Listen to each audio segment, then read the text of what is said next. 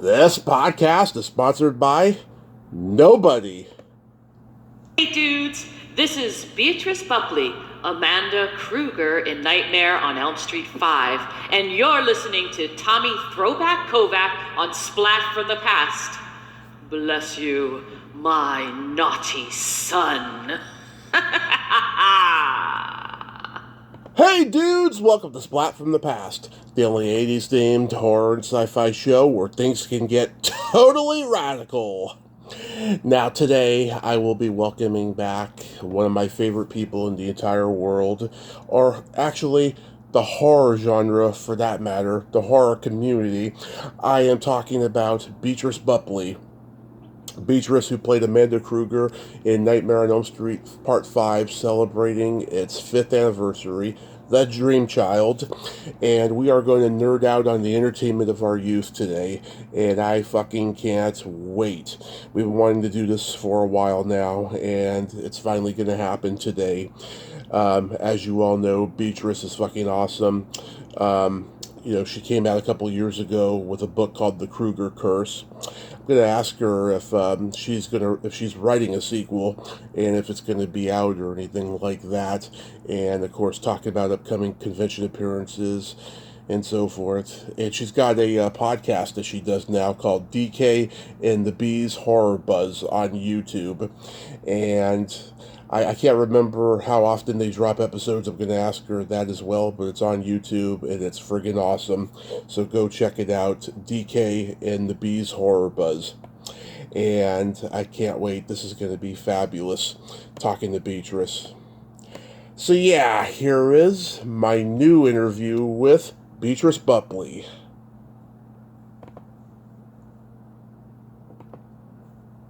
Hello. Hey Beatrice, welcome back. How are you today? I am doing fine and dandy. Yeah, a little gray sky out here in New York, but other than that, I know that the sun shines behind those gray clouds, so focusing on that. How about you, sir? We have a little bit of early morning sun right now, but let's see how long that lasts. So this will be your what number show? You are been pounding them out for the past number of years.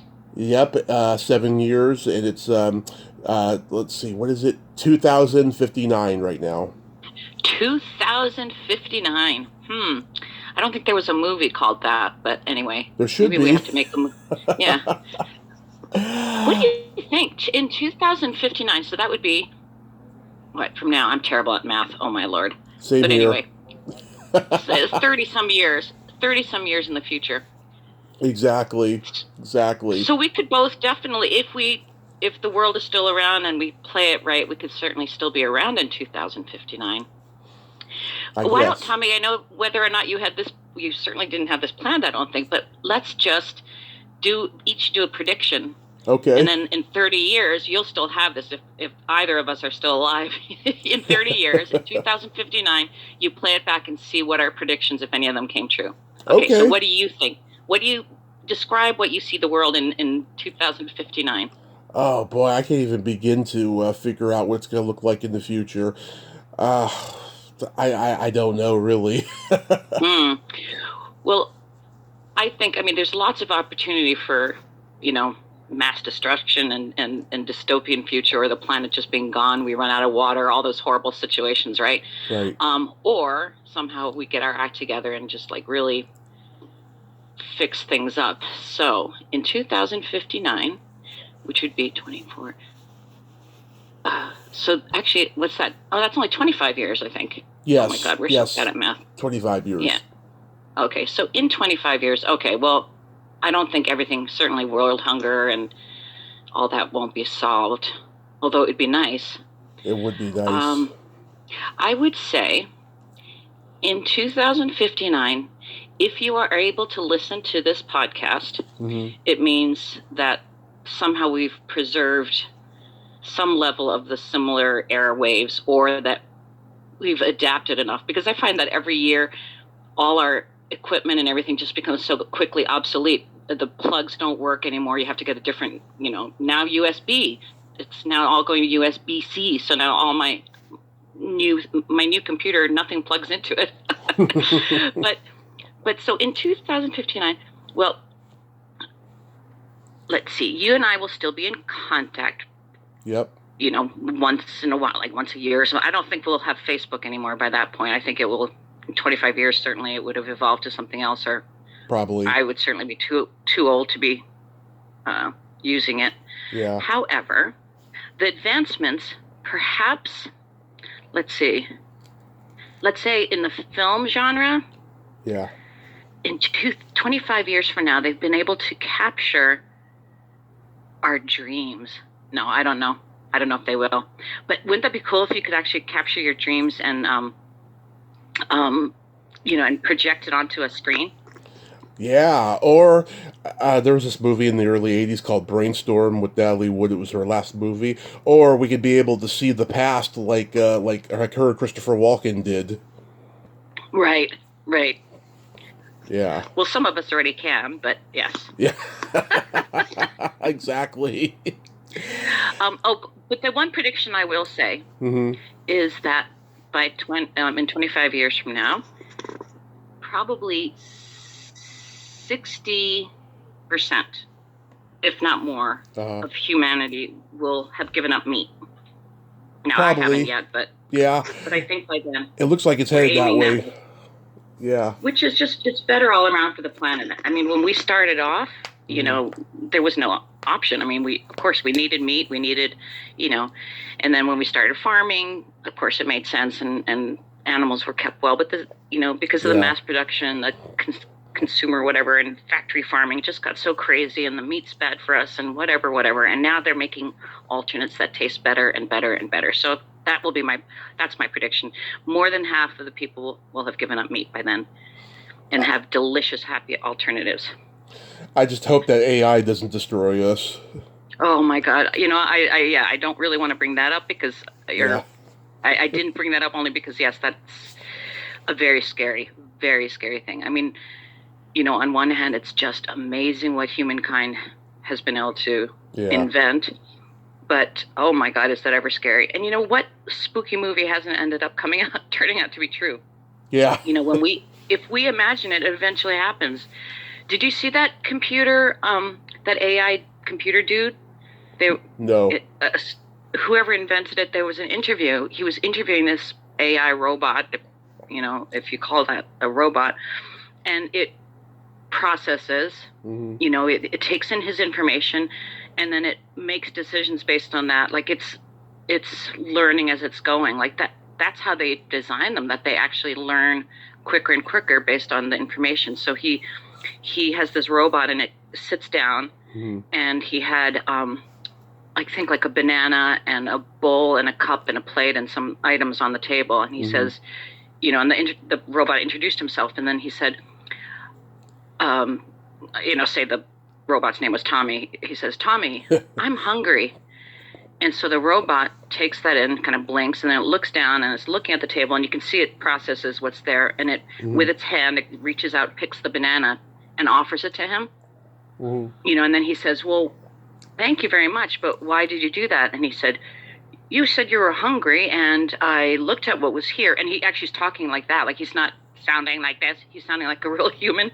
And he says, and I looked at the objects, and the only thing available to, quench your hunger was a banana. So I offered it to you. Like that kind of thing. It's like, okay. Yeah. So Scary. So I guess that's where a lot of our movies will head even more into AI, do you think?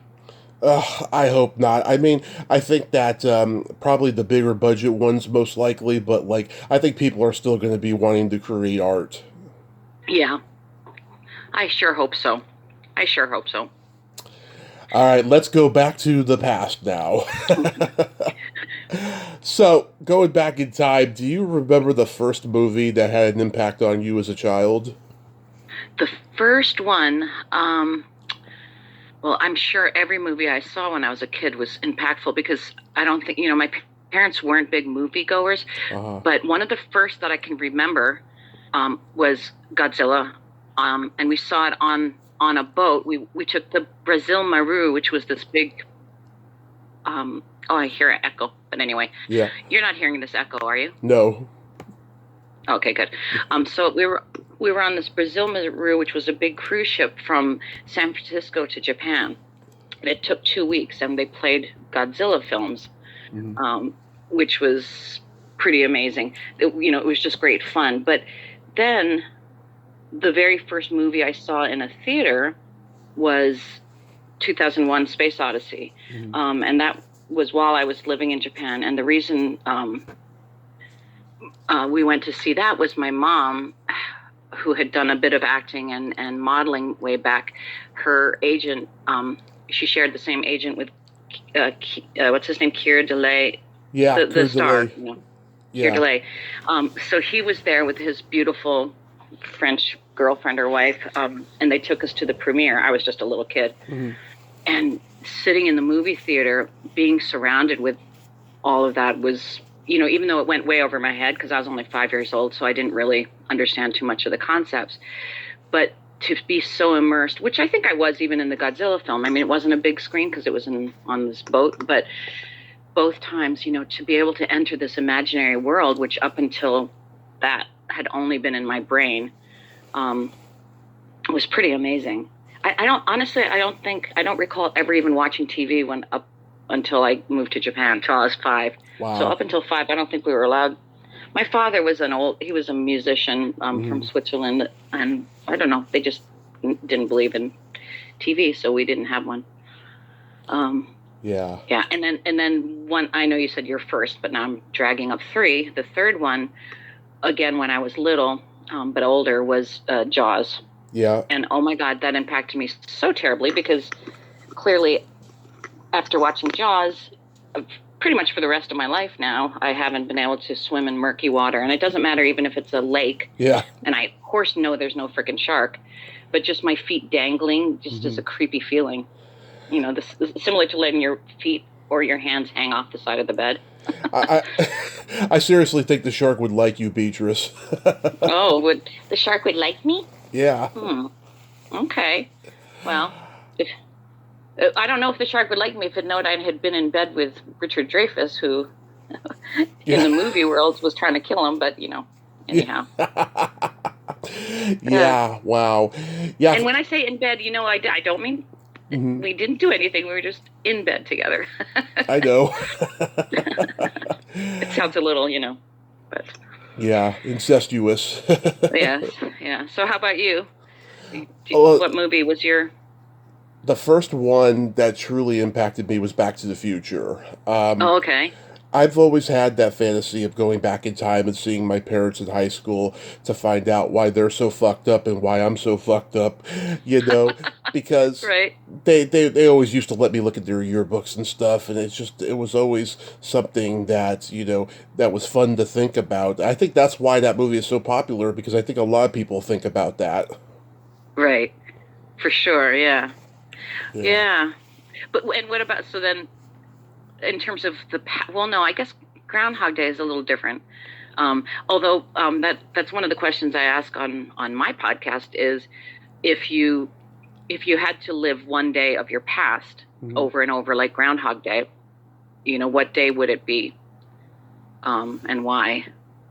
That is so interesting. There's so many great moments in my life. I can't even choose just one. It's hard, right? Yeah. I often think, although it would exclude my children, my wedding day is definitely one I would be happy to relive many, many times. Only because your wedding is, if you have a big one especially, you have all the people that you love the most in the world together, and probably the only time you have that conjunction of people together, both sides of the family, both sides of friends, right. Friends from the past and all that kind of stuff. And I had so many, for one, lots of the people that were at my wedding are already dead. I mean, seriously. And because I had a lot of old people in my family to begin with. And then, well, when you start off with a father who gives birth to you when he's almost 70 or whatever he was, wow, you have very old relatives. Yeah. And then, so just to be able to see those people again would be pretty cool. And I would, if it was Groundhog Day, once I got the gist that this is what it was, I would spend each day when I'd wake up at a different table, and talk to different people and really get to know them and Plus, you got amazing food at my wedding. I mean, it was fabulous. Yeah. And I could dance, I could drink, I could do all kinds of stuff. So that'd be a pretty fun one. Did you ever see that? It's a really charming film. I think it's British, and I think it's called. What is it called? Yesterday, something about the date. Okay, I'm going to go backwards here because my brain is horrible, as you know, when it comes to names. Did you see the film with? Oh my God, I'm terrible. There was a TV series recently with the guy from The Office. Tell me his name. Who's the main guy from The Office? Steve Carell. Steve Carell. Steve Carell was a psychiatrist that gets kidnapped by one of his patients. It was like a 4 or 5 part or something miniseries. Oh shoot, then you wouldn't know because the guy who kidnapped him is the actor that I'm trying to remember. It's this tall, red-headed British actor. Anyway, he was in a movie called Time and Again, I think it's called. Okay. Or something like that. It's a beautiful romance, and he's in it, and that another famous old actor's in it. I'm terrible, but the whole concept was this boy finds out that he has this ability passed down from his dad, who had never told him that he had it, where you go into this particular closet and you can go back in time. And so when you step into the closet, I think you close your eyes and you kind of imagine that moment, whatever moment it is, and then you wake up or you walk out of the closet and there you are in that moment. And I don't remember all the rules of what you could or couldn't do and how it would work and how far back in time you could go, but you certainly could go back in time in your lifetime. And so he just keeps bringing himself back to his meeting with this girl, and each time he tries to improve it, and then he realizes how to get that date with her, and then by revisiting over and over, he gets that date, and then.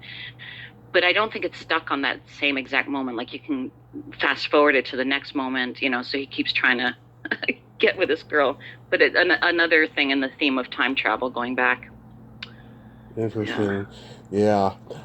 Like wherever you were living at the time, do you ever remember seeing any local horror hosts? Horror hosts? Yeah.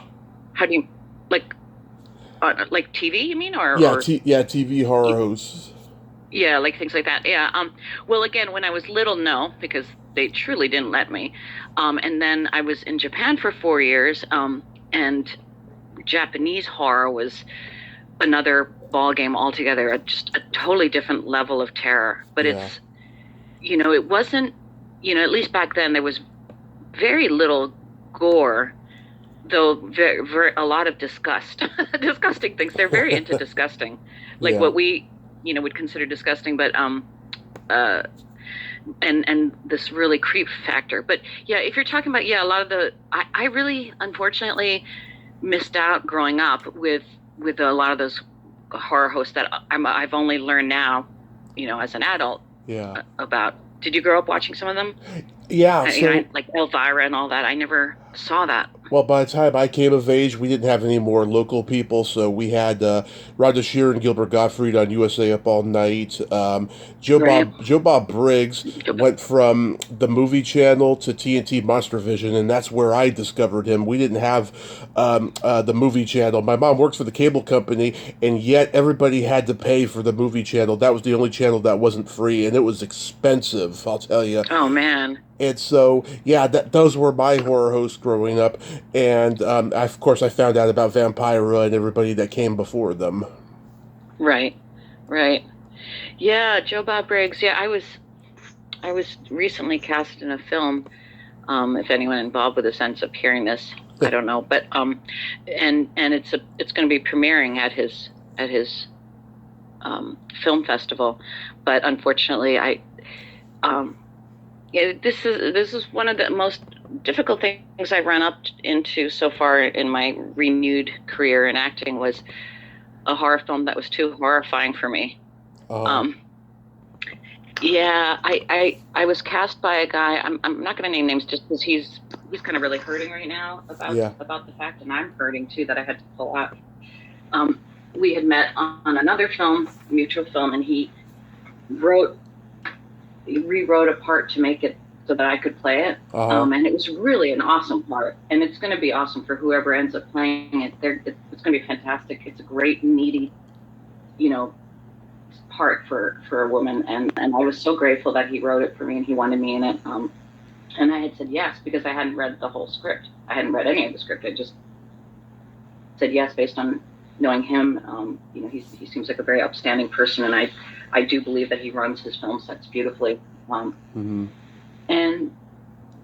then when I read the script, like, it's where I have my limits, and yeah, I don't know, the way that violence is going now in horror film, the shock value for me, and I don't mean any disrespect to anyone who loves that really, really hardcore violence and gore and stuff, and the filmmakers that are making it, and there's definitely an art form to that, choosing how to scare the audience, and certainly there's a lot of fun filming it. Making it is always great fun because then you're with all the fake effects and blood and stuff. But the end result, if it's just nonstop violence without, and I'm not going to say it doesn't have a storyline. It even had a good storyline. But it just, the level of violence was just stuff that I just couldn't do it. So I finally had to turn it down, and he was very upset. And unfortunately, we're about a month away from filming, but I hadn't gotten a hold of the full script till very late in the game, and I take full responsibility, and I really had to struggle with it because it was a great opportunity. I was going to be filming for over a week with some really great people, and it's probably going to get a lot of exposure, and I hope for them it becomes huge. I hope it becomes as huge as Terrifier, but it's just not. I just couldn't do it. I totally get it. It's not for everybody. Yeah. I mean, horror used to, for me, it's like, and this is what Japanese horror is so good at, is what's around the corner. Like, what aren't you seeing? Yeah. So much of the scary thing is what aren't you seeing? What's being hidden? What don't we know? What, as opposed to just like blatantly out front, right in your face, just bloody beating the pulp out of things, and it's like, yeah, that for me, it's more about the unseen, what happens in the imagination, and the shifting, like that, the kind of film that pulls you along, and you're, wait, is that the bad guy or not? Like, the kind of, wait a second, or is that evil? Is this dangerous? And it twists and turns and keeps you on the edge of the seat, yeah. I feel too that there's just, in the world, there's so much violence. Yeah. And so when the violence becomes just real life violence as opposed to, scary, there's something, I've seen the effect like that Nightmare on Elm Street and stuff have on people, where, it can be such a wonderful escape for people, because he's not real. And, Michael Myers is not real. And, Jason's not real. I mean, or, they're dead. They're dead, coming back to life kind of thing. Like, they're not just evil humans, and I don't know, they are evil humans. And for those, we don't really need to make up stuff. Like, just look at the Holocaust and just look at, what's going on in the world. The things that people do to each other is pretty horrifying. So if I'm going to see a movie, I want something to take me away from that, or to learn from it, or, if there's some moral to it, or I don't know. Okay, I don't want to get preachy. I'm going to shut up. Oh, no, I guess I shouldn't shut up. Interviews, you do have to talk, but I want you to talk. No, you're making a valid point there. I totally get it. I mean, horror villains are not fascist dictators. Right. Exactly. I remember you telling me once you love the Planet of the Apes movies. Oh, man, yeah. And I see that there's a fourth one coming out. I just saw this, but is that the same group? Because I never heard from my girlfriend Karen, who plays Maurice. I don't think Maurice is in this one. And Caesar, is it? Do you know anything about this? I haven't seen this. I haven't seen anything about the new one coming up, but I'm sure that there is one. Yeah, I mean, I just out of the blue, like I think I was at the movie theater or something recently. What did I see in the theaters? So rarely do I go lately, but brain think. Yeah, But whatever I saw, I saw a poster for it, and I was looking, and I was like, huh. But I had all yeah, 5 of the movies on tape when I was a kid. I was just obsessed with these movies. I was just impressed about how they were able to pull off the makeup, and then they had all these great actors in them and stuff. right, You had Charlton Heston, you had James Franciscus, Bradford Dillman, Don Murray in these movies. Lots of great 100%. people. Oh, and Roddy McDowell. Don't forget my Yeah, Cornelius. yeah. He was my. I had such a crush on Cornelius. Oh, that's Uh, awesome. Get your stinking hand off me, you damn dirty ape. Yeah. It's funny, the TV series that spun off. It's funny, I didn't see it until recently, and yeah, I didn't think it was as good as the movies, but they tried. They tried, and they still entertained us. I mean, I did love them anyway. I watched them, all, above, below, inside, Hmm. next door to whatever, all the Planet of the Apes. Yeah, Um, yeah, and I think I told you, my sister and I would always play. We called it P of A, Planet of the Apes, and we had tons of adventures with our little P of A dolls. And anytime anyone gave us like a Barbie doll or any kind of human doll, of course, they instantly had to become slaves, slaves to the apes.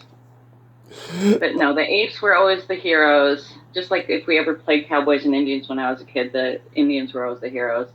yeah. Cowboys were always the bad guys. Of course, I love it. Yeah, Do you remember yeah. your first drive-in experience? Oh yeah, my parents.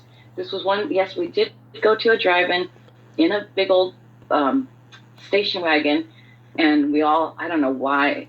Were we actually hiding? I don't know if we were hiding or we just were lying under a blanket. We might have been hiding. I don't know if they paid by the carload or not. If it was by the carload, then we wouldn't have hid, and if it was by person, then we hid. I don't remember. I do remember lying under blankets on the back of this station wagon, a bunch of us, and it was 3 movies. It was all Disney. It was the Shaggy DA or Yep, Shaggy Dog or whatever. the The Shaggy Shaggy Dog. I DA. think that was the Yeah, original, right? Or was Dog the first one? Maybe it was the the Shaggy dog was Dog. in the 50s. Yeah, Yeah, so that would have been. It was either the Shaggy Dog and Herbie the Love Bug and um, Professor oh, the and absent-minded then professor with Fred McMurray. something. Yeah, it must have been that. Yeah, it was all like this was in the early '60s, Yeah, and I that was such a blast. Yeah, and yeah. seeing it on the big screen and being able to eat all those snacks and let's go out to the not kitchen lobby or whatever it was, that little song with the little Yeah. dancing popcorn and soda and everything. Oh yeah, How let's about all you? go to the Go to lobby. the lobby. Let's all go to the lobby. Yeah. Yeah. Any makeout sessions in a drive-in, Tommy? Me personally, no, but I will tell you this. No. Back in the 70s, my dad, he would go see the same movie 3 times because the first 2 times he was either making out or fucking a girl in the car. Oh my goodness. And then the My third time goodness. he saw it, he'd be like, "Ah, this movie's gonna be a classic someday."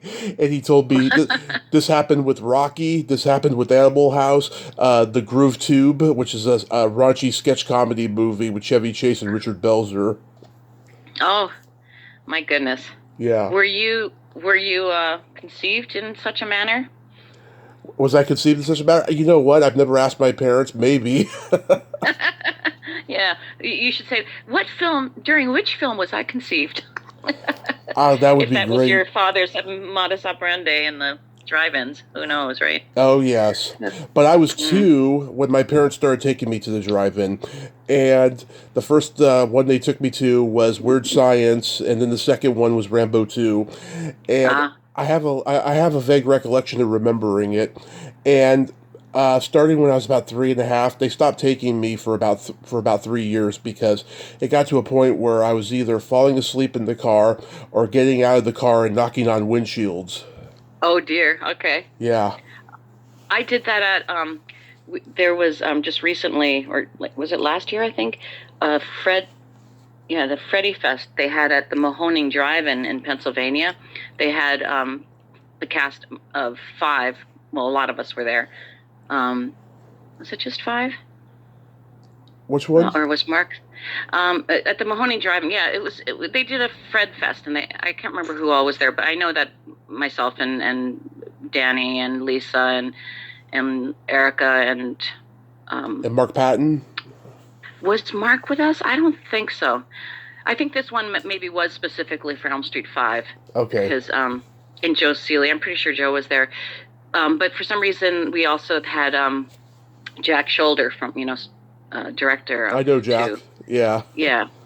So we were all there for this, and when they were showing 5, I was in my full nun's habit. Yeah. And I walked around in the dark, and I had my Freddy claw, and I'd go up to the cars while they're watching it on the screen, and I'd click, knock on the door, and they'd look, and I'd have the claw there, and they'd scream. Or there were people that were sitting, because it was nice out, so a lot of people were just sitting in their lounge chairs outside, bundled up in blankets. Yeah. And I would walk up and then, claw them on the shoulder, and they'd turn around and scream. I had such a blast scaring the fans at that drive-in. And when my scenes came on, like the lunatic that I am, I ran in front of the screen, and the cars, are all like, everyone's all parked there, and I would reenact it underneath the scene. I'd reenact my parts, and then everyone, they would honk or clap.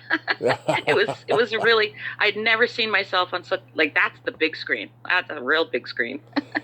God, that sounds like it would have been a lot of fun. It was. It totally was. What TV shows did you watch growing up? So once like I said, we didn't watch TV when I was really little, but then in Japan I watched a ton of Japanese shows, and back there it was Urutora 7, which was, Ultraman or something, I guess. They had the this little white tiger, Simba the White Tiger or something, which a lot of these, they're all anime, and a lot of them have actually transferred. They show them in the States now. And then that boy, the robot boy, what the heck was his name? He was on a lot. He's got a little black triangle thingy on his head. The little robot boy. Oh, you mean Gort in The Day the Earth Stood Still? No. No. He's very popular. He's got tons, and it was a TV series and a comic book. Oh, Lost in Space. No, Japanese. I don't know.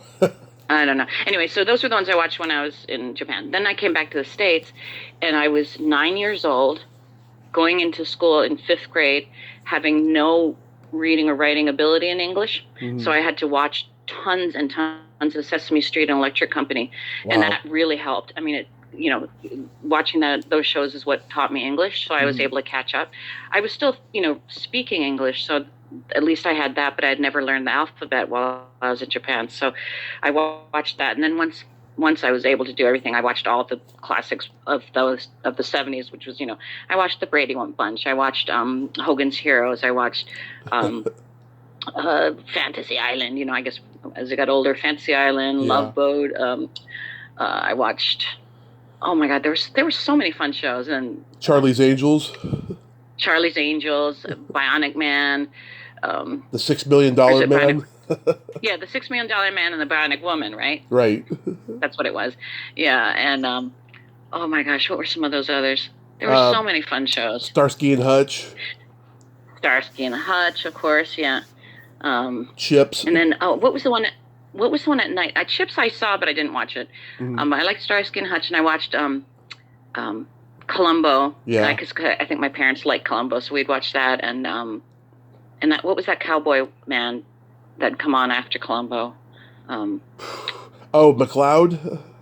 McCloud, yeah. Yeah. McCloud, and then the Night Stalker. Night Stalker, right? Yeah. And who talks into his shoe? Oh, Get Smart. Get Smart, yeah. Yeah. And then, of course, all the comics, the Saturday cartoons. Oh Archie. My God! And my parents, we had to do Saturday chores. It was always called Saturday Chore Day. Yeah. Which was, oh my God, I hated that, because all my friends, were like, yay, Saturday, and my sister and I were like, ugh, Saturday, because we had to like scrub the house from top to bottom. We had all these chores, and my mom would literally go around with the white glove kind of business.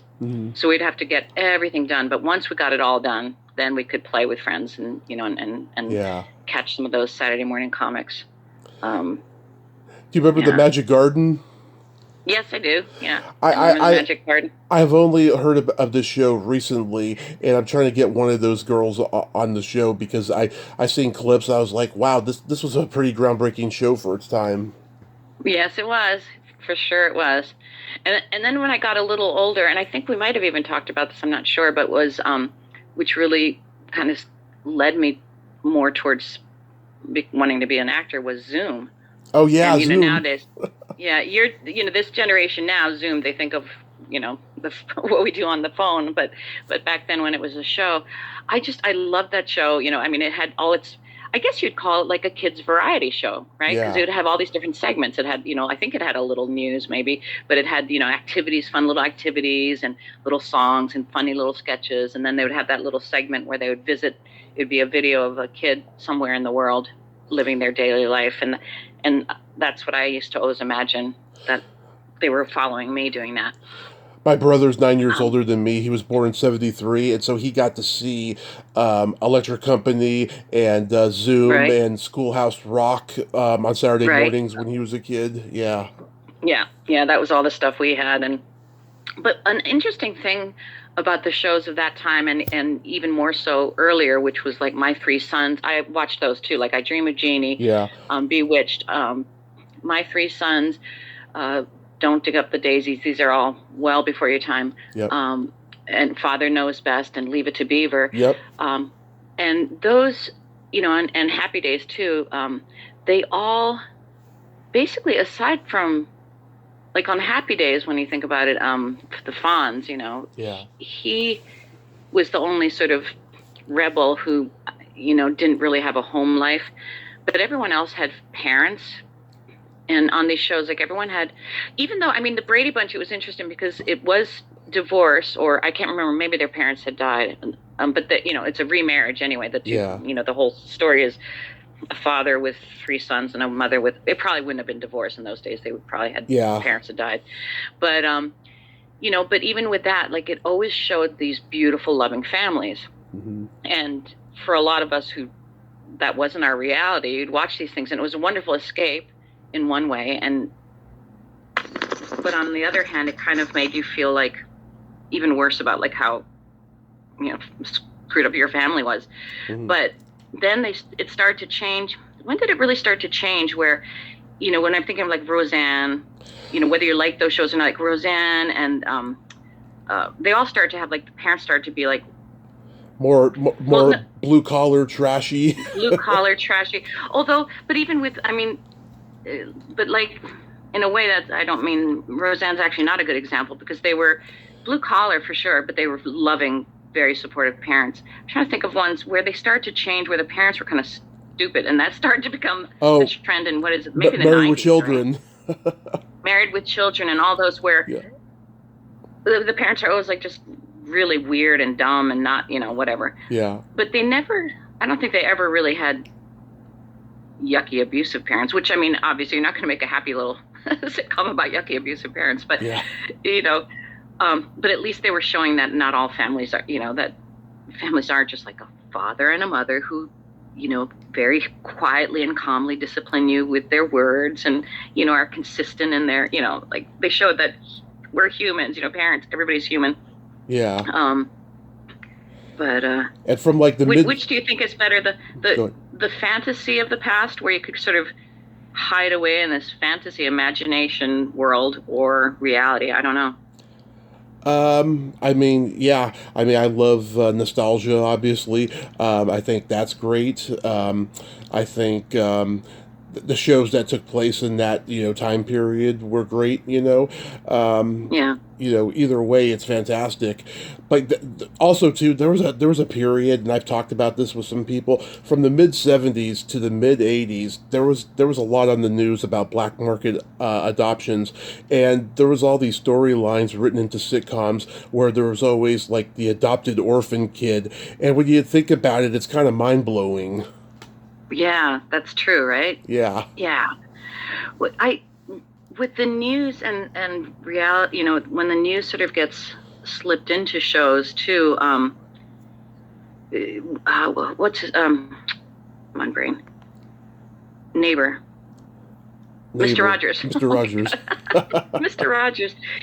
He was a master at so gently and subtly addressing some of the issues of our time in a very, peaceful, calm way. I mean, one of the things I loved the most, at the time, I remember that episode that I'm going to say, I totally remember watching it, and of course it never meant anything to me politically at the time. I was a kid. I just enjoyed it. But looking back when he had the postal delivery man, David Newell, sit next to him, and they both were soaking their feet in the pool. What they did, he had a little kiddie pool, and the guy, the Mr. Mailman comes by, and he's like, oh, Mr. Rogers says, come sit, come in my pool. And they sit down, and they're soaking their feet in his pool. And that was right after, one of the big, huge events in the news where, some local pool refused to let the black families come in, and it was scorching hot, and they wouldn't let them in because they're blacks, no blacks allowed, into their pool. The sick thing. It was like a, state park or something or whatever. I don't care what it was. Anyway, whose ever pool it was, they hadn't allowed black folk in, so how he addressed that was just showing this, side by side there, white and black feet, relaxing in the pool, good friends. And that's all he had to do. And it was such a statement, so powerful and beautiful. He didn't give a lecture saying we all belong in the pool together. He didn't need to say that. He just showed people hanging out just as people. And I love that. All of George Romero's people and George Romero himself began working for Mr. Rogers. Oh, really? I wasn't aware of that. Yeah, that's so cool. I talked to David Newell a couple of years ago, Mr. McFeely, and we talked about the Romero people, and Michael Keaton worked for Mr. Rogers. A lot of people did. Oh, wow. Yeah. Oh, that's awesome. Yeah. And I think Mr. Rogers got to meet Coco, the gorilla. Yeah. Yeah. So cool. Did you ever see that? I know this is totally off topic, but did you see Coco with Robin Williams? Oh, yes. Yeah, that was a sweet interaction. Yeah. That was a real shame. I found out that Michael Jackson's Bubbles is still alive. Oh, are you kidding? No. Who has Bubbles? I don't know, but apparently Bubbles is still alive. Bubbles is old now. Bubbles must be really old. Yeah. I guess they do live. That's a chimp, right? So he's. Yeah. He's over 40 years old. And doesn't he? Wow. I hope he's somewhere loving and cared for. And then didn't Michael Jackson have John Merrick's skeleton? Yes. The Elephant Man? Yes, the Elephant Man's bones. That's a role I've always wanted to play. Really? If I could in a play, I'd love to play John Merrick. The Elephant Woman? And I'd be in makeup so I could. Well, no, I'd make it his story, the Elephant Man.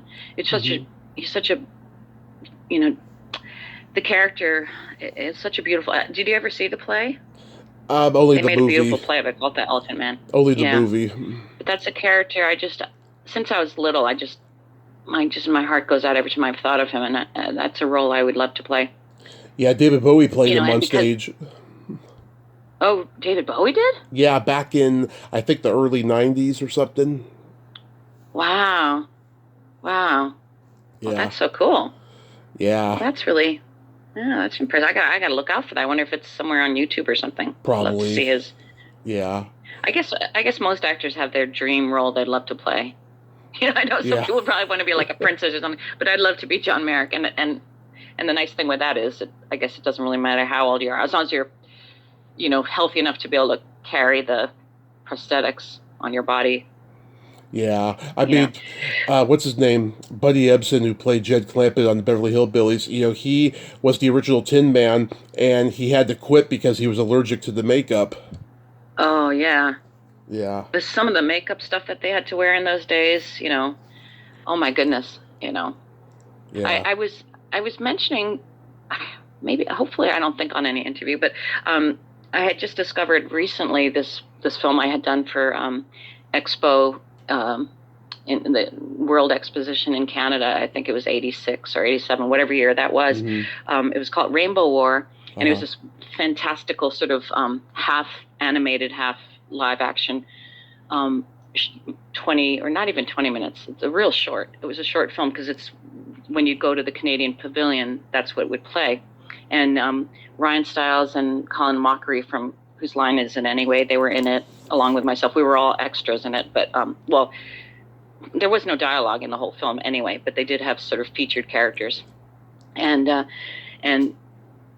because we had to be covered, like splashed at Rainbow Wars, like we'd be dumping buckets of all colored paints all over each other. Yeah. What they used for the substance was McDonald's milkshakes. They used the base for McDonald's milkshakes because apparently, you can swallow it and it won't kill you. It's, edible and it can go in your skin and it won't kill you. However, whatever it's made of doesn't melt under the film lights, the hot lights of the cameras and such.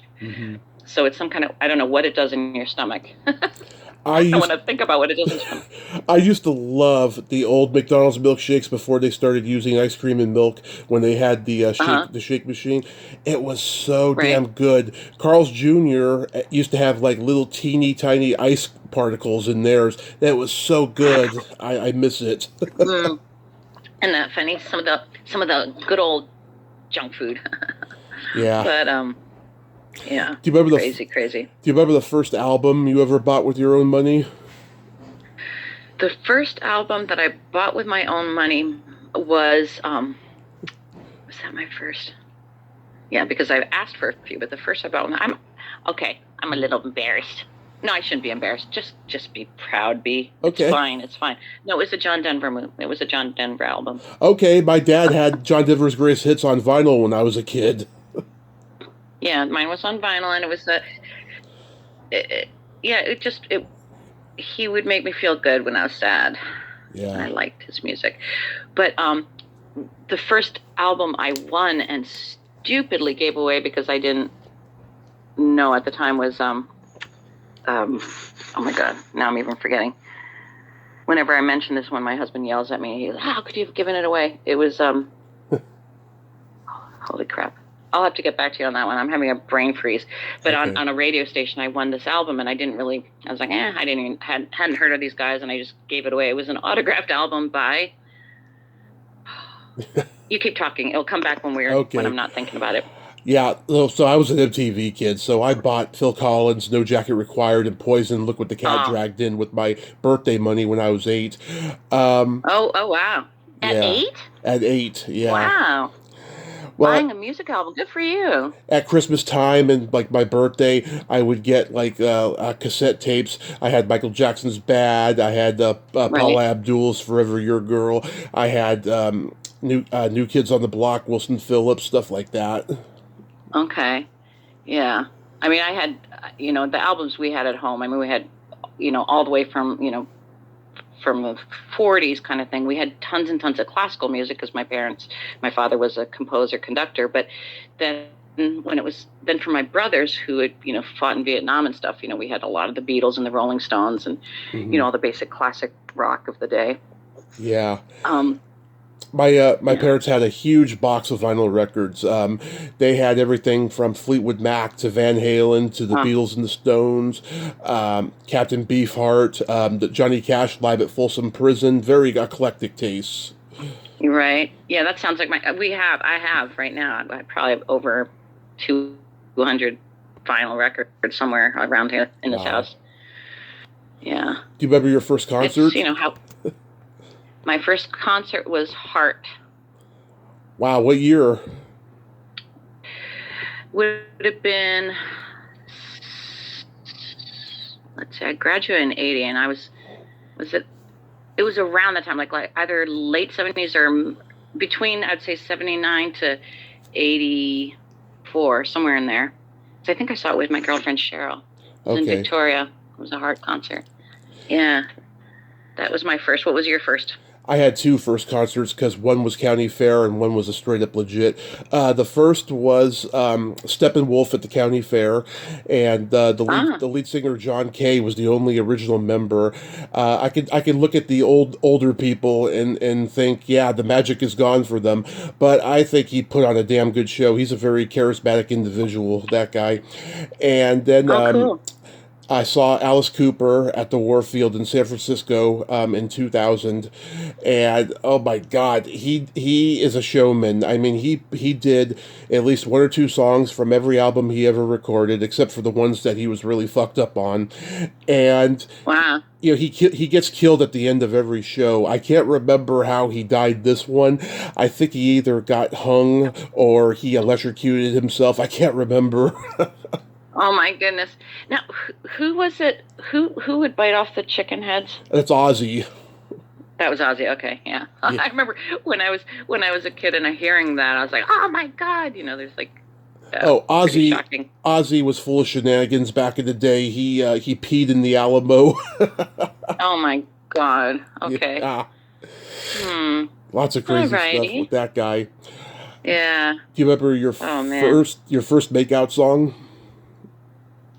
My first. I don't think this was it, but for some reason it just popped into my mind the second you asked that question was, tonight's the night, gonna be alright. Rod Stewart. This night, yeah. Honey, there ain't nobody gonna stop us now. It might have been that. Like, it was probably around that time. Okay. Yeah, I just remember, I remember those days of, you know, getting pulled over by cops, or, well, not pulled over, we were pulled over, beginning the knock on the window, and you look up and it's a cop, you know, and you're making out with your boyfriend, and like, oh, we were just sleeping. That's for some stupid reason. That's what we'd always say. Oh, we were just sleeping. And they go, well, maybe you should go home and sleep in your own homes. Yeah. But what was yours? Mine was What was yours? Mine was Janet Jackson's "Love Will Never Do Without." Oh, okay. Yeah. Yeah. Different times, for sure. It's a great song, though. How about comedy? Yeah. How about comedy records? Comedy records. Oh, we had oh my God, what was that? We'd be laughing our heads off, but it would have definitely been you know, somebody from who probably something like from Laughing or Rhoda Martin. Something like that, you know, because that would have been my definitely first album, because again, it would have been what we had in the house, you know, that my parents would have listened to. Mm-hmm. And I do remember that just an awesome feeling of sitting around, you know, in the living room. We're all just sitting there, like not even looking at a TV, just all kind of looking, you know, into midair or whatever, listening. There's something so magical about that. And then we all burst out laughing together. The power of just words. Mm-hmm. You know, I mean, obviously it's the whole delivery and the timing and everything that's captured by the comedian, but it's just a beautiful thing to think how powerful words can be, you know, where we could all just have our eyes closed and then we all would laugh together. Like, it's just beautiful. Yeah. What was yours?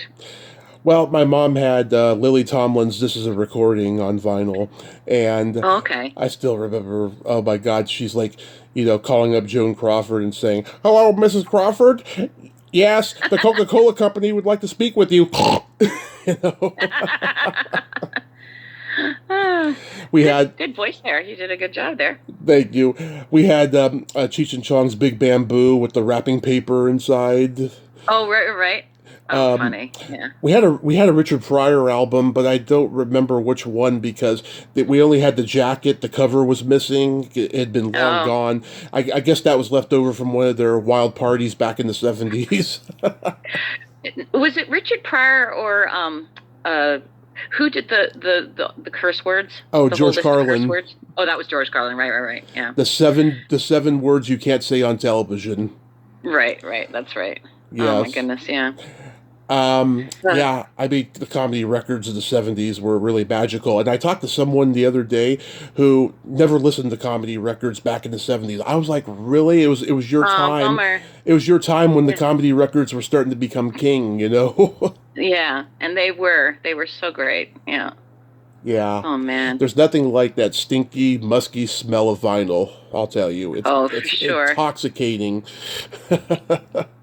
Yeah, well, they're definitely stinky and musty in my basement. I know I have a whole bunch there. I know I have a bunch in the attic. I don't know what we'll do with them. Are they collecting dust? Definitely collecting dust, 100%.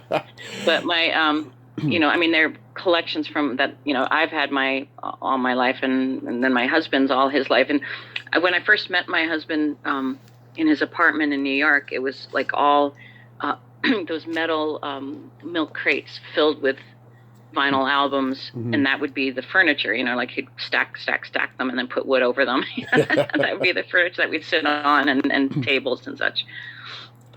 Oh, yeah. So if there's a super wealthy collector out there listening, you can finish paying our kids' college bills by buying my old vinyl. But do you remember the first time, whether it was intentional or by accident, you saw a porn movie? Yeah, probably. I've never. I guess I am. Am I a prude? I don't know. In some ways, I'm very not a prude, and other ways, I kind of am. Yeah. I guess it's more that I don't like to watch other people doing it, so it just didn't turn around. But I remember, where would I have seen it? I definitely never went into the movie theater. Like I just, with guys with raincoats. So it must have been a video back in the days when you could do video, and I'm sure it was a boyfriend, who had gotten one to show me, as a foreplay or whatever. And I'm sure after a little bit, I was like, ugh, God, it's like, like, I don't know. It just didn't turn me whereas reading, kind of steamy, smutty stuff was more exciting to me. But again, it's the same as horror. For me, it's like, don't shove it in my face. Like, I want the imagination, like I like to, you can tell me a pretty kinky story or whatever, but, and I like it more in my imagination, but just to show me like two people just boom, boom. I don't know. It doesn't do anything for me. It's just like, ugh. It's the same with the gore. Like you can, if you want that shock factor, that, whatever is indicate what's happening or whatever. And that's gory enough, and it'll get my stomach turning, and you'll get the same reaction out of me, but at least I'll sit and watch the whole rest of it. Whereas if it's just in my face, throwing it at me, I'm going to walk out, so that was that was porn. How about you, young man? And it would have definitely been for me. I'll tell you a kinky. Probably like after 18. I'll tell you a kinky story later, but I'll tell you the first time I saw porn, I was 10. So we had a channel called the Spice Channel, and we had it for a short time. It didn't last long. So one night I'm just flipping through the channels all by myself, and I see this guy fingering a girl, Okay. And yeah, it was a completely different world for me. I'd never seen anything like that. And I watched the scene. Educational, I imagine. I'm sorry? I said that was very educational for a young man. Oh, that's what I'm about to say. So, like, I watched the scene, and then I turned it off out of fear I was going to be caught, right? And then 2 years later, when I had that makeout experience that I just told you about and stuff, I experimented, and I don't know the name of that movie, but I thank it for helping me. There you go. There's definitely something for young men to get a good education. I think, I don't know for sure, like which culture or whatever it was, but you hear these stories of cultures, somewhere where that was the thing. It was sort of traditional for older women to give education to the younger men, I guess, kind of as a service. Yes. As a, because of the graduate. Yeah, there you go. So this year is the 35th anniversary of Nightmare on Elm Street 5. I can imagine this year so far has been a busy year for you because of the anniversary. For sure. Well, I've definitely toned it down purposefully this year in terms of the number of conventions. I do have quite a few coming up, but last year kind of was a bit of too much of a whirlwind for me, where I think I did 12 conventions and it wasn't spread out once a month. October is always a busy month anyway because of Halloween, but it just feels like there was a period of time where I was traveling almost every single weekend, and for conventions, usually a weekend requires, if it's a Friday, Saturday, Sunday show, I fly in on Thursdays so I can at least settle in and before the show on, and then I fly home on Monday so I can rest Sunday after the show. So that's a full, that's Thursday, Friday, Saturday, Sunday, Monday. It's like 5 days out of the week you're gone, and doing that week after week, as exciting as it was to meet the fans and such, it was exhausting for me and harsh on my personal life back at home and stuff. So I have cut back, but we do have a few really fun big conventions coming up that I'm really looking forward to, and some reunion anniversary reunions lined up. So 35 years, it's pretty extraordinary to think about. I was just yesterday, I think it was on Instagram. I had never seen it before. I guess Laura Ingalls, or from Little House on the Prairie. Oh, Melissa Gilbert. Melissa Gilbert, rather. Yeah. Yes. She has something called like Modern Prairie Girl or something Prairie. Anyway, she has a sweet site, with stuff to do with the kind of country living and and sells beautiful little dresses and such. And she's talking about this year is their 50th anniversary. Can you imagine? Wow. 50 years. That was another show. We didn't mention that, but I loved Little House on the Prairie. I loved it when I was a kid. I like it in spurts. It was... Yeah. Yeah. And Waltons. God, there's all those now that brings back those things. Like Little House on the Prairie, Waltons. And then what did Michael went on? Michael Landon.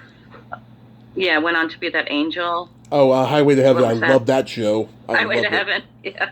Highway to Heaven. And I don't know. It was sort of a gentler time. Like, I don't know that a lot of those shows how they would do nowadays, but 50 years, so that puts it into public domain. Yeah. So now people are going to make horror films out of Little House on the Prairie, of course. Like they did with Winnie the Pooh. As soon as something becomes public domain. Oh, yeah, it's Steamboat Willie. Oh, my God. Can you fucking imagine that? A horror movie of Steamboat Willie, Mickey Mouse. Oh, see, that's going to happen now that you said that. It already has. I heard some people are working on it. Oh, lordy. Yeah. What are the... Yeah. Is Casper... 50? Most of those things must be 50 now. No, Casper was like 80. Because it was a comic book, and then it became, a cartoon in, I think, the 50s or something. And remember, and then what was the Red Devil with him? Little Red, or Hot Stuff. Hot Stuff, I think. There was Casper was the ghost, and then the Little Red Devil, and then there was Richie Rich. Yes, Richie Rich. It was all part of those Archie. Those cartoons. Yeah, and then it went into Archie, but these were even earlier than Archie. Yeah. I can't believe Gorilla. I can't believe they never made a cartoon out of Beetle Bailey. Oh, they didn't? That's right. Yeah, not that I can recall. Yeah. Yeah. True. Speaking of the conventions, I am so glad that you've been calling out the bullshit that goes on behind the scenes on Facebook. Oh, there's so many things. Yeah. I think I love the horror film community and I love the independent film community, but like anything, anywhere in life, there's unbelievable amounts of politics, of BS, and also a lot of, backstabbing, and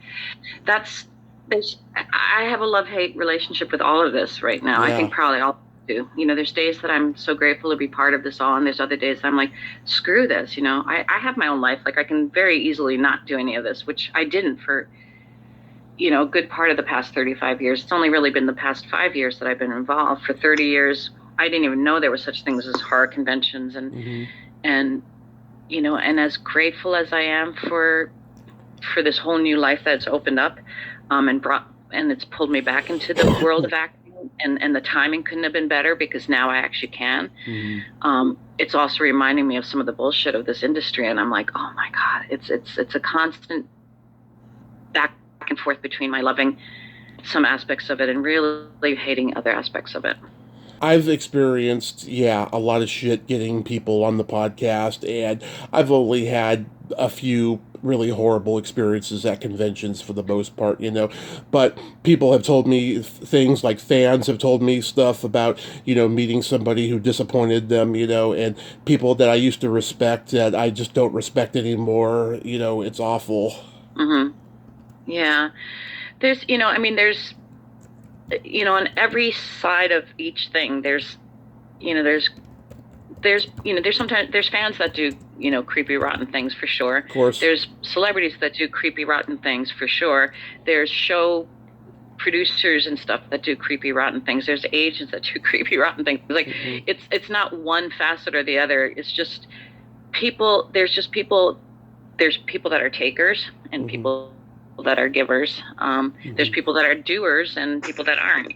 And I don't know. There's not enough love and compassion in some arenas. Yeah. But where there is, it's always a good feeling, and I think that's why, we gravitate towards each other. We gravitate towards the nice people because it's nicer to be around nice people. Mm-hmm. I don't know. I've been burned on all aspects, I think, as everybody has. Yeah. Now, I don't know if this was particularly one of the things that you were thinking of, but there was a lot of press recently about the girls, the two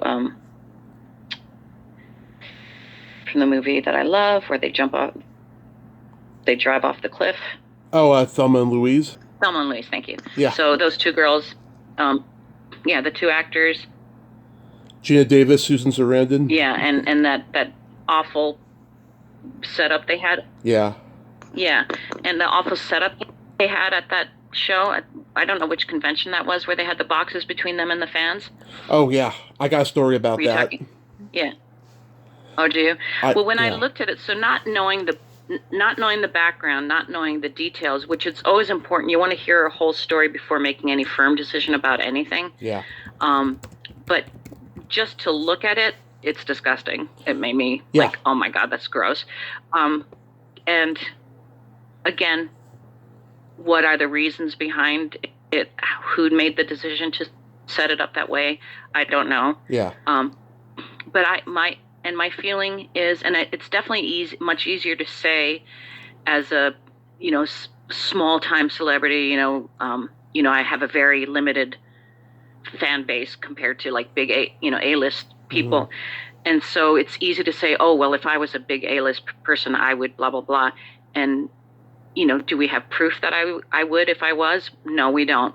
But I would like to think, and this is my God's honest truth, and if it ever happens to me, you guys can call me on it if I'm not.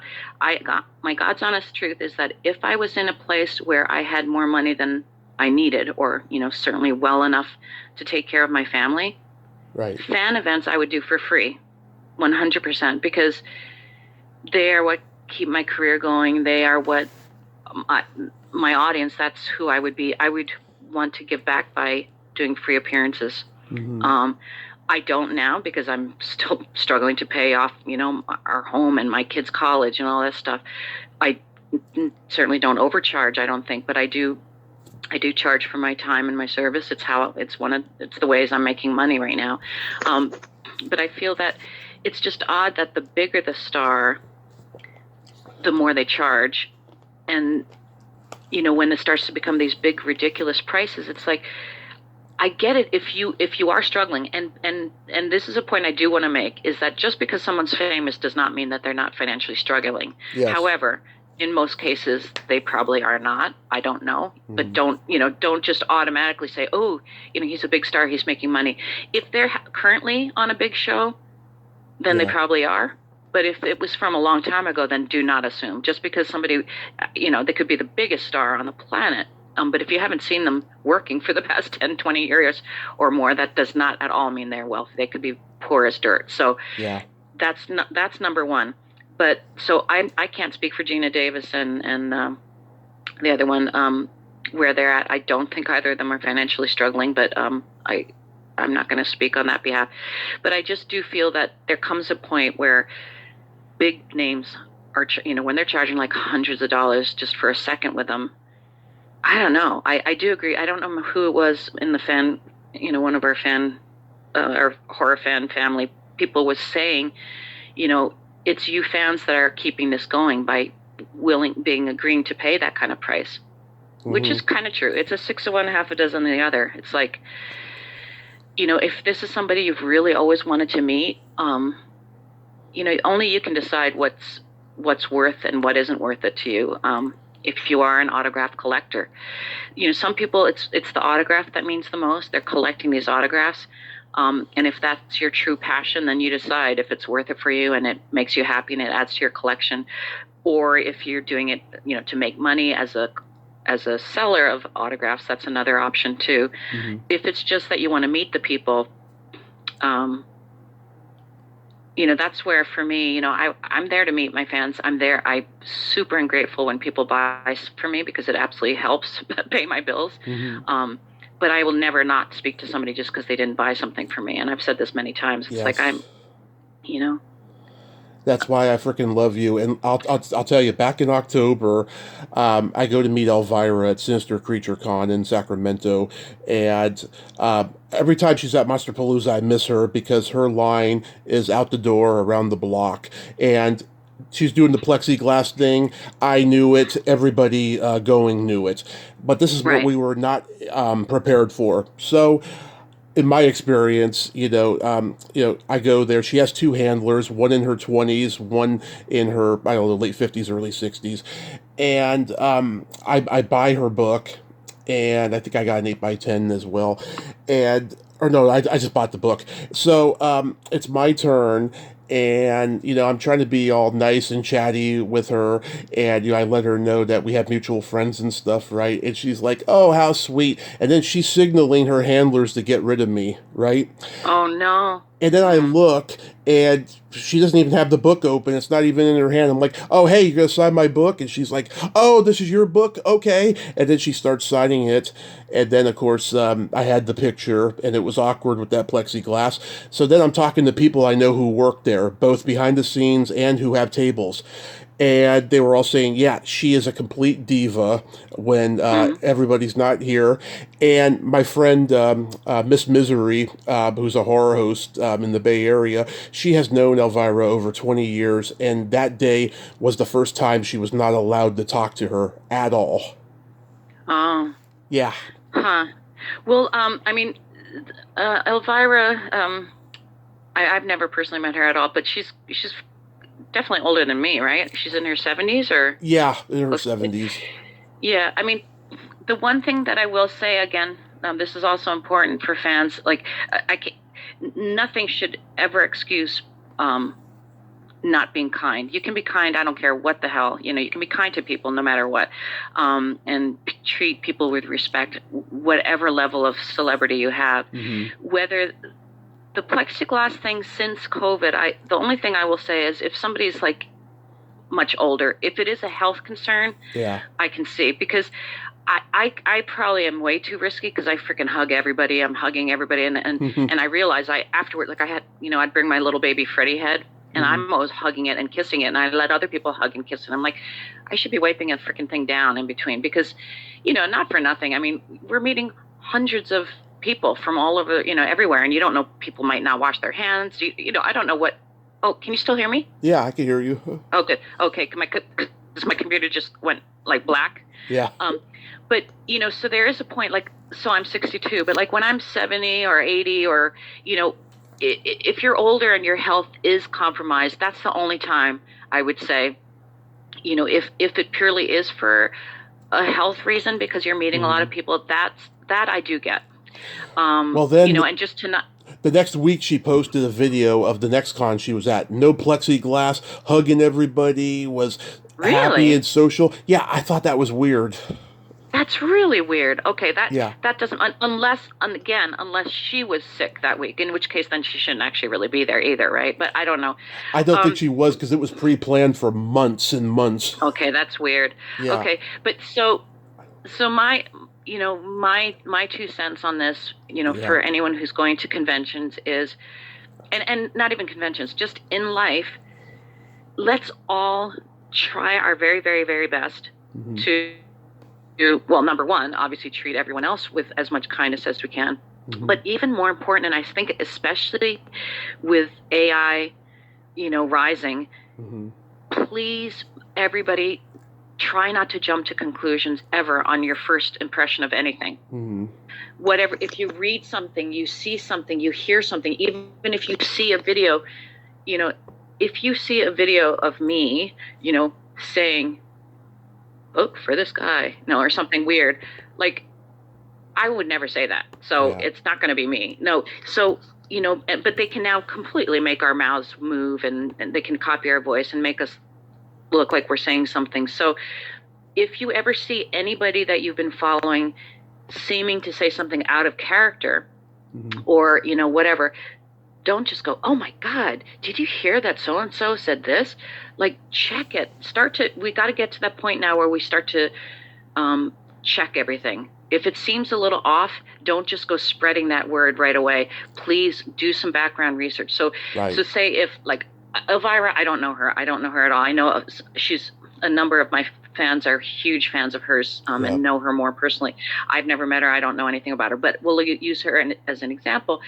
So if, say, that Elvira had normally been very nice and hugging in other shows, and suddenly you see her, well, I mean, if you're physically there, then obviously you're seeing it's actually happening. But if somebody does something, let's just say, out of character and weird, please do some research now. From now on, we all just have to start doing that, and don't spread rumors. Like, you can say, isn't that odd? I saw this. I don't know. Is it really her? And let's all give each other the benefit of doubt if it's somebody you've known. And even if it's somebody you haven't known, please don't just pass on information unless you've done some background checking and made sure it's from a legit source, because this is what our world is coming to. Bullshit is being passed all over the place. And we are all being played, by powers that be. And I'm not talking about any one political side or another or anything or any particular country. Anyone who has something to gain is using that and using us. So let's not let the more powerful people play us against each other. But I'm also not talking about some weird, insurgents where we're all running up with our guns and attacking the government. I'm talking about just being common sense, good, and listening to each other and using some logic and taking, even amongst friends, like when somebody says something, if it's nasty, pause and take a moment and then address them on it instead of letting it fester. I've been having, a number of instances of really ugly misunderstandings based on stupid text, because, even text amongst friends, you don't see my face, you don't see my expression. Like, most of you guys who've seen me, my podcast and stuff, know that I'm like, I'm goofy and, I have a weird sense of humor. But if it was just in words and you didn't see my face or hear the tone, you could take it that, oh my God, she's saying something nasty to me or something. I don't know what it is, but so I think going forward, talking about what year were we this was your 2059, yeah. So in 2059, I think it's going to be vital that we just take a breath before we ever respond or react to things, because we're going to be filled with a world full of fake lies of every kind, whether it's just in commercials. Commercials have been doing it forever, telling us, this, that, and the other, and especially on these Facebook and things like that, where it's not regimented the way it used to be on TV. People are telling you, oh, take this and you're going to lose 5,000 pounds and you're going to look, like this with this, whatever. Just don't believe it, you guys. And they make up the responders. When I've seen these ads and they have all these responders, I've often, I go and click on their profiles, to make sure are they really real people. And even those, it's easy enough to make a ton of fake profiles to respond to ads. So just be careful. Yeah, just be careful. I'm glad you had tacos with Lisa Perez at that con in Texas. Aw, she's such a sweetheart. And this is one of the things, I was saying to, I say to my agent and I say to, my fellow actors and stuff, is conventions, you can't count a success of a convention just by the money, that you made or didn't make. It's the contact, the connections, the people you meet, the friends that you make. When I have time, I always try to meet the vendors at shows. I've made some wonderful vendor friends, and certainly the fans. And Lisa's just been a delight, and she's the reason I'd want to keep coming back to San Antonio. And her tacos, holy smokes, that girl can cook. Yeah. If you saw... Did you ever meet her in person, or are you... Haven't met her in person. I'm the only podcast she'll do and stuff. I'll be honest, she wouldn't mind me saying this. We have a little bit of a flirtatious thing. And at 2 a.m., we have DMs. Oh, my God, if you saw our DMs, we would be canceled, I'll tell you. Oh, my goodness. All right. She is so freaking funny. The things that she posts every day, and the stuff that she sends me and I send her. Yeah, she's an awesome person. Isn't she? And her daughter's adorable. Yeah. So. And Yeah. how's the book doing? It's kind of I haven't focused on it. In fact, it popped up today that this was my anniversary of releasing the third version. Was it a year ago or 2 years ago? It's kind of sales have slowed because I'm not promoting it at all right now. I do still have probably how many more do I have left? I do have a stack of them. I haven't really planned to do more, although, and I like to kind of have them on hand at shows. But people have that request to put it on voice. What do you call it? A recording. Yes. I'm still planning to do. I have a recording studio set up and everything, and I do plan to put it to voice it one of these days. But that's also a project for a rainy day.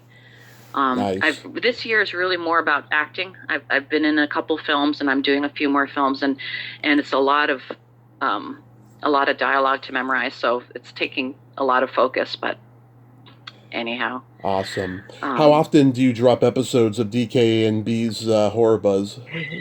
Not as much as I should be doing. John would love it if we were much more regular. At the very least, we should be consistently once a month. Sometimes we've done like 2 or 3 when we've had time, in a month, and other times we skip a month or 2. He's a lot more disciplined with it than I am. But, because I like to prepare, I like to, learn what I can about the actor or whoever our guest, and as we all should, right? And because it's live, I collect photos of them and try to get stuff together. So it's a kind of a lot of work for me to do.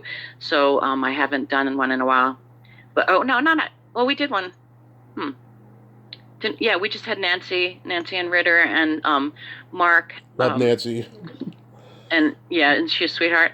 Mark Burns and Matt Burns from we did a lovely film, Blood and Breakfast, which was just a delight. They were such a great group. Okay, I got an Easter joke for you. Okay. You're gonna like this. Why does the Easter Bunny hide his eggs? Why? So no one will see how tiny his dick is. Oh, Nancy would love that one. Oh yes, she would. Dirty little girl. Dirty little bathroom girl. Oh yes, she would love that one. Yeah. Oh my goodness, right? Very unexpected. Yeah. At least for me, because I had never met her in person, and all I see is her sweet little face and everything. And then, ooh, that girl she can talk dirty. Oh I guess that's what you get when you're a bathroom girl. Haha, Nancy. Oh yeah. We were saying that she and I should have a talk dirty horror show kind of thing. Anyway. Oh yeah, you two should. Danielle Harris and Scout Taylor Compton have one. They do it so well, right? Yeah. Oh, yeah. It's great. It really is. Is it? Yeah. Yeah. Yeah. Beatrice, thank you so much for nerding out with me today. I love you, and thanks for connecting me with Hal. I can't thank you enough for that. Great. Yeah, he's such a sweetheart. Yeah. We were just talking yesterday, Hal and I, actually. Actually, yesterday I chatted with Hal and with Alvin Alexis and John Dugan. All great guys. All great guys. Yeah. And all right, sweetie. All right. Thank you for having me on. And I'm sure I'll be on again before 2059. Absolutely. And I'm gonna DM you a kinky story later. Okay. Woohoo. All right, and then we'll have to listen to this in 25 years. In 25 years. See if our predictions came true. Okay. Yeah. All right, love you, hon. Have fun. Okay, you too. Take care. Bye-bye. Take care. Bye-bye. Well, there you have it. Beatrice Boepple, ain't she a sweetheart? Oh my God, I fucking love her. I'm so glad we got to talk today, and I am just a happy, happy guy. Well, until next time, this is Tommy Throwback Kovac saying there's no shame in living in the past, because the present sucks. Later, dudes.